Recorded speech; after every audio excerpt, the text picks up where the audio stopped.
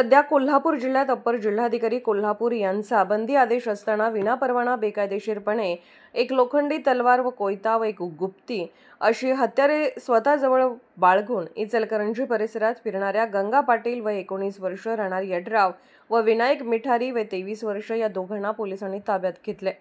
शहापूर पोलिसांनी दिलेली थोडक्यात माहिती अशी, दिनांक 21 रोजी 4:30 वाजता तारदाळ हद्दीतील संगमनेर येथे खिलारे यांच्या घरासमोरून 2 व्यक्ती जात होत्या। शहापूर पोलिसांनी संशयावरून त्यांना हटकले असता त्यांच्या जवळ वरील तिन्ही हत्यारे मिळून आले।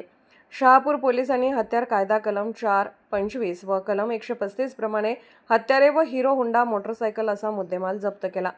रात्रगस्त पथकाचे अंमलदार यांनी सदरची कारवाई केली व दोघांना ताब्यात घेतले। पोलीस अधीक्षक महेंद्र पंडित, पोलीस अधीक्षक निकेश खाटमोडे, उपविभागीय अधिकारी समीर सिंग साळवे यांच्या मार्गदर्शनाखाली सचिन सूर्यवंशी, सहाय्यक पोलीस निरीक्षक प्रशांत निशानदार, गुन्हे शोध पथक अंमलदार अविनाश मुंगसे, आसिफ कलयगार, रोहित हावळे, आयुब गडकरी, शशिकांत ढोगे, गजानन कोष्टी, पोपट भंडारे आदींनी कारवाई केली।